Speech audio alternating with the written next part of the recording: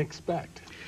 Well, in every case, when you get 50 or more points, Jim, you can rest assured that much of it was contributed by the opposition making mistakes. That happened to Illinois by dropping a snap from center on a punt, having a punt blocked, interceptions, fumbles. When they turn the ball over a lot, there's always the chance that you're going to run. You didn't expect that, though, from them, did you? You thought probably this I thought it'd be a one? pretty close game. Their defense had been playing well, and offensively, you're always worried about a team that's capable of throwing the ball like they are. They must have surprised you early the way they ran the ball, because they are known as a short passing team, possession passing team. Jim, that was their strategy. They switched Keith Jones, the big fullback to tailback, and put Markland in there as about 240-pound fullback. Both of them are excellent backs. I was particularly impressed with Jones. I think he's got tremendous ability. This is Markland here, the great big fullback getting up in there. That's unlike Illinois. You go to two tight ends and run. Here they are again, two tight end formation. This time they roll out and hit a pass into the flat. That was their new strategy coming in. But unfortunately, once we got up by 2 touchdowns, you know, that kind of goes out the window. Here's a long field goal by Illinois that gets them on the scoreboard first, and they lead 3-0. And talking about keeping it on the ground, that was your strategy also, it appeared. Well, yes, we felt we could run on them. Actually, we felt the strength of their defense was their secondary, because they're used to playing against a lot of pass offenses. However, we threw the ball very effectively. Not a lot, but very effectively. Here's an outcut to Greg McMurtry for a first down. He makes a very fine catch with the defensive back over his shoulder. Jim gives to the fullback on the option series for a good gain. We come up with a critical 3rd and 9 situation on this drive, and Jim does a great job getting the ball to Higgins for a first down. That's the way you want to throw. You don't necessarily want to throw it a lot, but you want to make each pass count. Well, I want to throw more than we threw in this game, but really, the way it went, the turnovers were so great that we got the ball with great field position. Jim runs in on the option play, standing up to give us a 7-3 lead here, Jim. But we felt we wanted to establish the run first. We were going to use the short passing game, but actually they gave us a little bit more than we anticipated. This is the shovel pass. I hate to see this shovel go on it. Tried to run it myself, have never been successful, and everybody runs it against me. Here's 2 tight ends again, and we had a missed defense. We had a linebacker blitz when he shouldn't have. Left a gaping hole in the defense, and they got a big play. 3rd down, another missed assignment here on defense. We didn't contain the quarterback on the rollout. They ran in for a touchdown.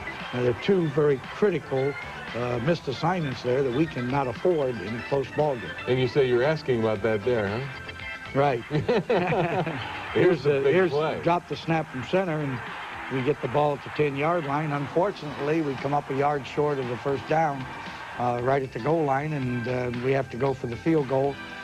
Felt we ought to get on the board here with the field goal to tie the score. At the score 10-10 and them stopping you, at this point you had to be wondering about what was happening. No. I felt we could move the football on this team. I'm waiting for our defense to tighten up, which they did there, and stop the shovel pass, What Jim. was the adjustment that was made? After their first 2 series, they didn't do anything. We were always worried about them rolling out on us, and we had to get that out of our system and start stopping the run. Here, Jim comes on a post cut and a great catch by McMurtry. The big play in that drive was, of course, that post cut, which got us down in scoring position. A lot of option against them. Right. 4th and 1, give to the fullback who goes down to the goal line, Bob Perriman, and then Bob goes up over top for the touchdown. Did you know that the option would work against this team? Yes, we did. We felt we'd be able to option them, and, you know, it's a matter of how much you want to use it. You don't want to, you know, we're not a completely wishbone team. We just go in and out of it, use it when we, you know, think it'll be effective for us. And how did you know that the long ball was going to be there? Well, we got, you know, we used some counter action here and got the safety frozen again. So you're one-on-one, and Paul runs by the corner, and Jim puts the ball right on the money, and we go up 24-10. And that's the way you want to pass, effectively, right? Well, right. I mean, if it's there, take it. Here's a pass that ought to be intercepted. It was hit just as he threw it, and Garland Rivers picks it up off for us, and we're back in business. Jim comes right back here and hits McMurtry on a crossing pattern. Is knocked out of bounds. We get stopped here and go for the field goal, and Mike Gillette kicks a long field goal here. to give us a 27-10 lead. 52-yarder to be exact. At that point, there wasn't much time left in the half, but Illinois does get a chance to come back. We get a face mask penalty, a 15-yard face mask penalty that gives them an opportunity to kick a field goal here. This upset me no end because I didn't want them to get on the board by the half, but we go in at halftime leading by 14 points, Jim.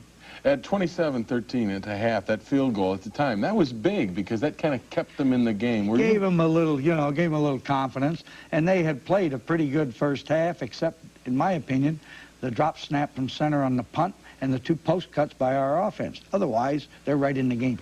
The second half explosion is still to come. Stay with us as Michigan Replay continues. We got man coverage on the wide side of the field, and the free safety sat down, and we scored, obviously.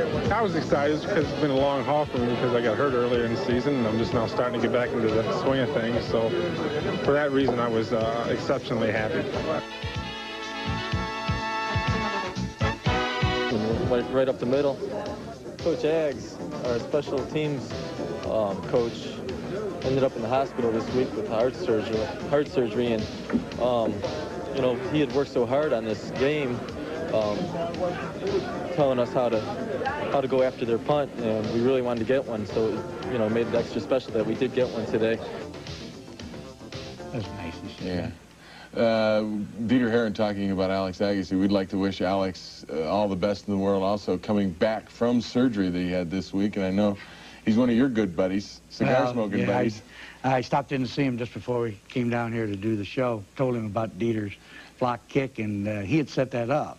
Said we're going to get one, and sure enough, Dieter got it. Well, that was the play that really got the team going in the second half, because down by 14, Illinois was still in it, and you didn't do anything with your first offensive possession. First possession, we didn't do anything, and then they took the ball and got it out to about the 35 before they were forced to punt.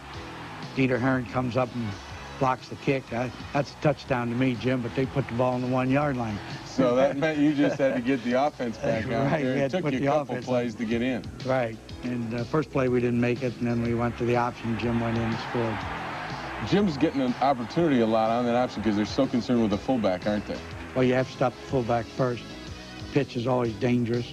Probably the one guy they want to keep with the ball is the quarterback. Here they come over the middle. This is Andy Moeller with a great interception. I think that's great linebacker pass defense when you can get on a receiver like that and then cut in front of him and pick it off. That was a great play. We come back and run a little off-tackle play here. Jamie gets good yardage. But we got field position again, Jim, and which really helps. This is a reverse. Jim pitches the ball to McMurtry.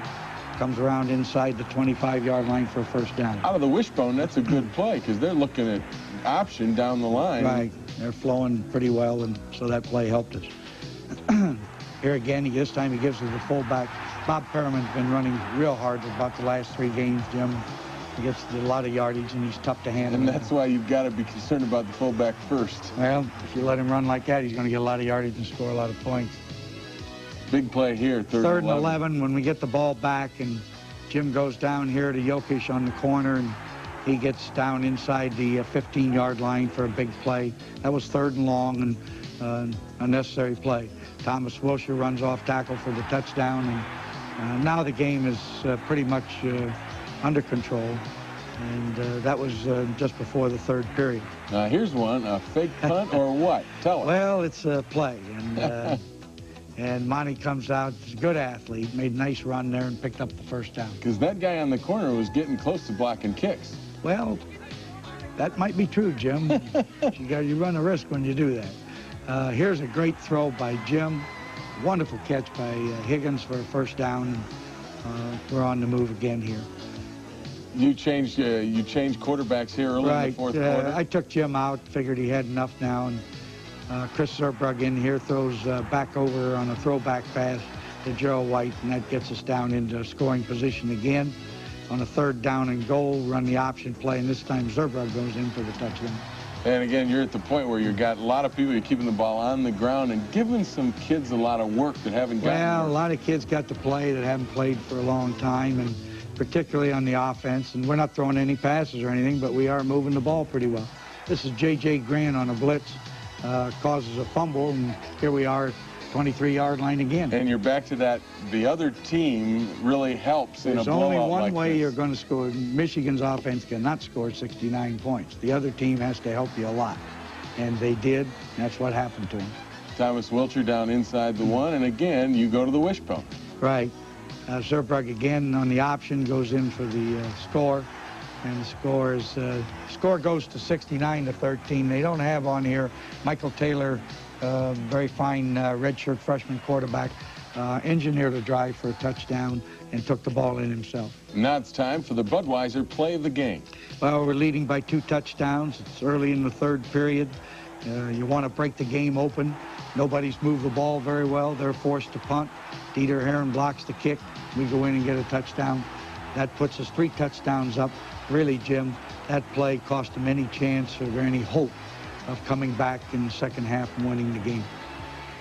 So the special teams make a good play to get things going in the second half. The offense plays well. The defense makes adjustments. You got to be real pleased, I think, with the outcome of this one. Well, particularly since it's kind of makeshift defense. We lost Billy Harris on the first play of the game. We played without Dave Fulkertsma at tackle. We had some other guys that were banged up. We've got a lot of guys that are banged up. And, of course, the real sad thing of this game is we lost Johnny Colasar for the rest of the season with a broken collarbone. And you take a player of that caliber out of a football team, it's definitely going to hurt us, and we'll miss him. And I feel bad for him because he was having a great year, and we needed him. Getting back and away from the first team and the guys that, you know, scored all the points stuff, you got better performances from your depth players. And down the line, just by what you've said about the injuries you've had, that's got to help. Well, it's got to help, and we needed that, particularly offensively. We never had too much of an opportunity to play our second, third team offensive guys because we were playing defensive guys and they weren't holding them. Well, this time they held them and played pretty well and caused some turnovers themselves, which gave quite a few offensive players a chance to play. I know your answer, but where are you? Are you where you want to be at this point? Well, I'm very much concerned about the health of our ball club. Attitude-wise, you know, we've got the ability to move the ball and score. We're forcing some mistakes by the opponents with our defense. We're in pretty good shape, Jim, and the way it looks right now, if we can keep winning, it's going to come down to the big one once again. 8-0 is pretty good shape at this point in the season. Coming up, Jim Harbaugh enters a new dimension. Don't go away when Michigan Replay continues.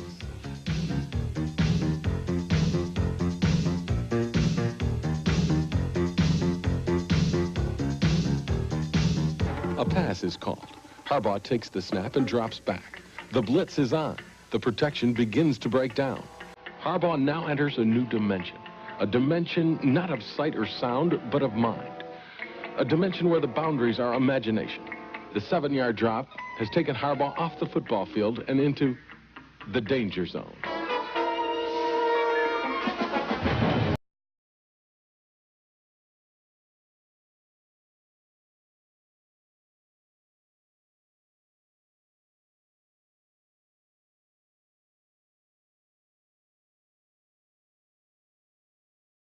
Frightens you a little bit when you look across the line of scrimmage and see guys frothing at the mouth and know that they just want to take your head off, but a little bit, I guess.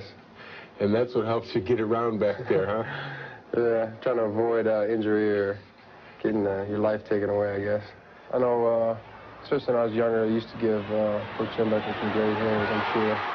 But I don't know, you must be just getting used to it or something, because him and Coach Hamlin both, they say, well, just go ahead, do what you do best. You scramble around, find an open guy, so I guess they're getting used to it.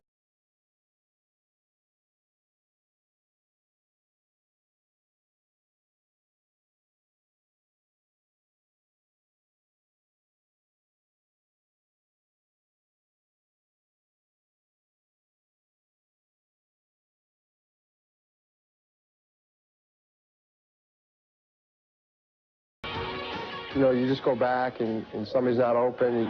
It's a decision you have to make in a split second. You know, you have to, you know, add it up. What are the chances for success? Can I get this ball in there or can I? And if, you know, if the answer is no, then you gotta find something else. You gotta scramble or, like I said, take the sack or throw it away. But it's all gotta be done in an instant. And I don't know. I guess I'll get some practice at it.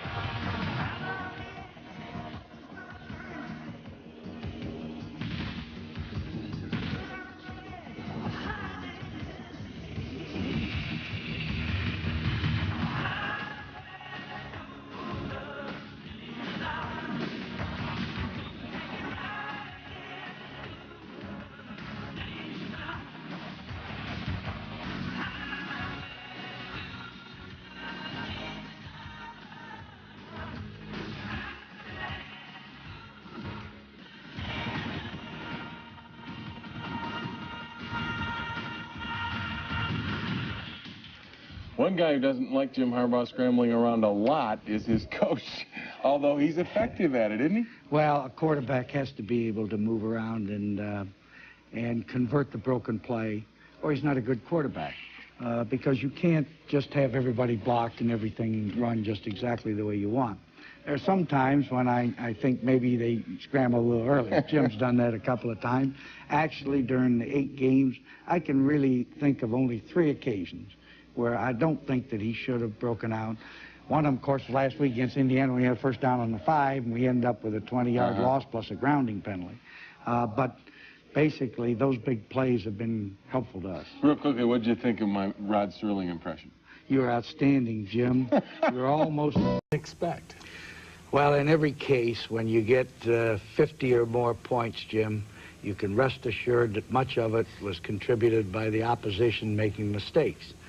That happened to Illinois by dropping a snap from center on a punt, having a punt blocked, interceptions, fumbles.